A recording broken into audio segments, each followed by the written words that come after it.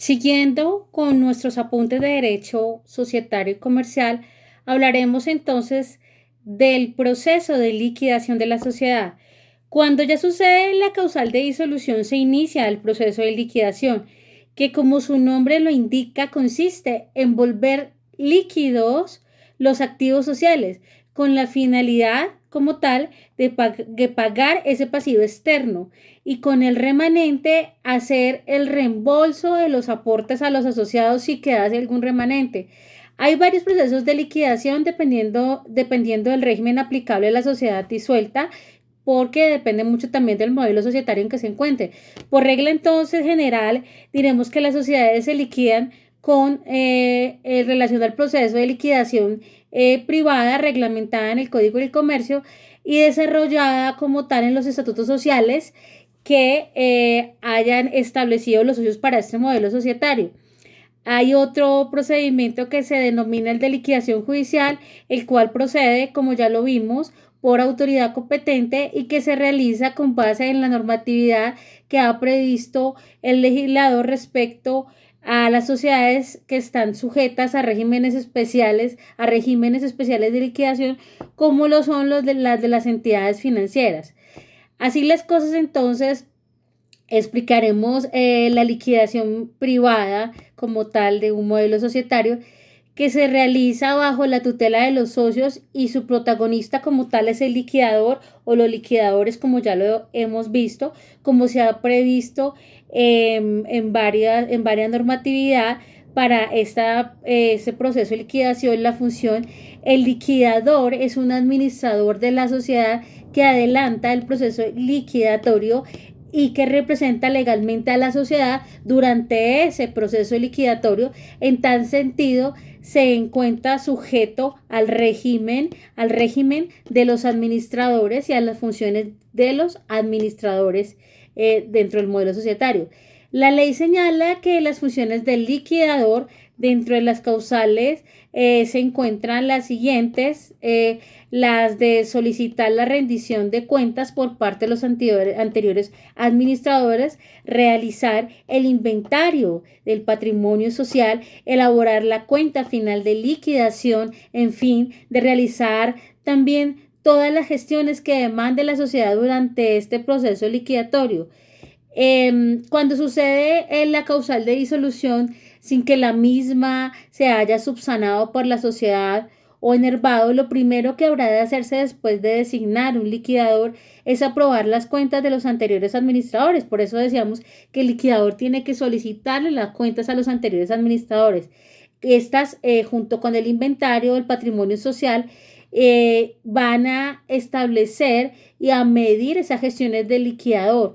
Posteriormente, el liquidador deberá dar aviso de la iniciación del proceso a las autoridades fiscales, en este caso a la DIAN, y a las autoridades de trabajo, es decir, al Ministerio de Trabajo, así como a los acreedores de la sociedad, independientemente del modelo societario en el que se encuentre.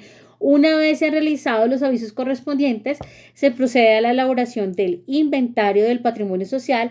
El inventario no es otra cosa que una relación, como ya lo vimos, detallada y valorada de los activos que posee la sociedad, así como de sus pasivos. Este inventario, entonces, por regla general, lo aprueban los socios y no requiere de aprobación de ninguna autoridad. Sin embargo, hay eventos en que debe abstenerse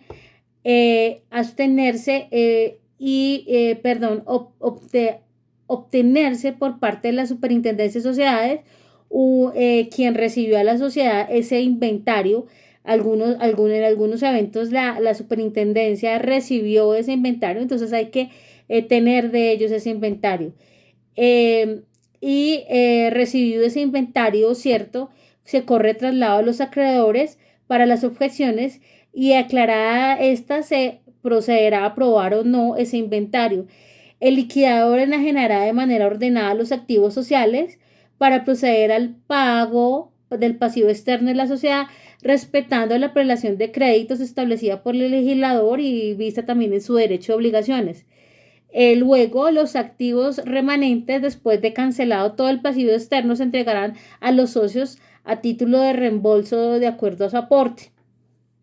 Finalmente, entonces los socios serán convocados a una asamblea junta de socios para considerar la cuenta final de la liquidación que elaboró el liquidador encargado de la liquidación de la sociedad.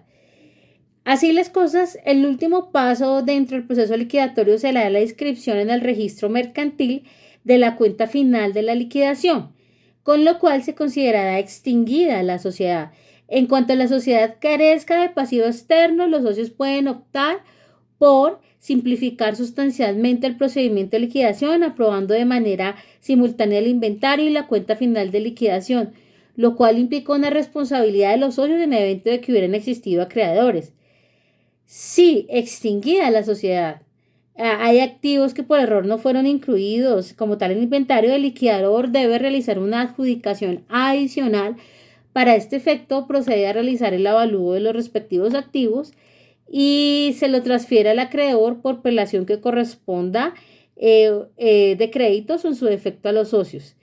De hecho, se elabora un acta de esto y los gastos de adjudicación de esos bienes que no estuvieran tenidos en cuenta desde el comienzo, ese gasto adicional corren por cuenta de los adjudicatarios. Y con ello, pues hemos hecho un breve resumen acerca del proceso liquidatorio y cómo se da en realidad en la práctica dentro de cualquier sociedad o proceso liquidatorio en los modelos societarios en Colombia. De hecho, entonces se ha dicho que en su Código del Comercio usted puede encontrar el capítulo de la liquidación de ese patrimonio social del artículo 225 en adelante, donde nos habla de las reuniones de la asamblea de las juntas de socios antes del proceso liquidatorio cuando inicia. El artículo 225, los informes que debe presentar el liquidador. El artículo 226, la actuación de los liquidadores. En el artículo 227, el artículo 228, cómo es nombrado el liquidador, ¿cierto?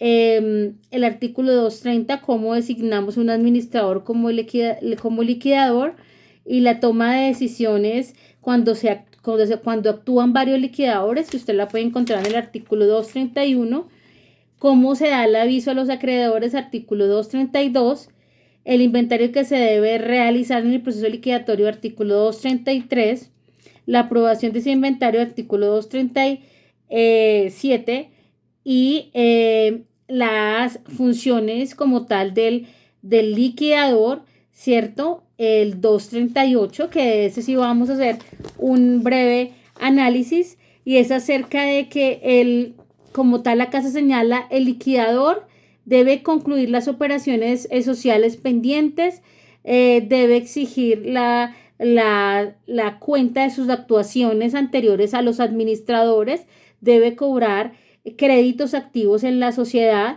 también obtener la restitución de los bienes sociales de la sociedad, enajenar o vender los bienes sociales, cualquiera que sea estos, para obtener ingresos para la sociedad, llevar contabilidades, custodiar libros, hacer revisión de las contabilidades, al liquidar la sociedad como tal, pagar las cuentas a los terceros y a los acreedores, como ya hemos visto, y rendir cuentas y presentar cuentas de los estados financieros de la sociedad, tanto al comienzo, a la mitad, al final, pero sobre todo al final del proceso liquidatorio. Hay también otros artículos que ustedes deben establecer y leer un poco, y es el pago de las obligaciones. ¿Qué término hay? 245 al 244. También como la distribución de los remanentes, cuando quedan remanentes, cómo se distribuyen dentro de este proceso liquidatorio, que lo encontramos en el artículo 247. De esta manera, entonces, hemos concluido algunos sin mucha profundidad, pero algunos de los apuntes acerca del proceso liquidatorio dentro de la sociedad, dentro del proceso de la sociedad en el derecho comercial colombiano. Gracias.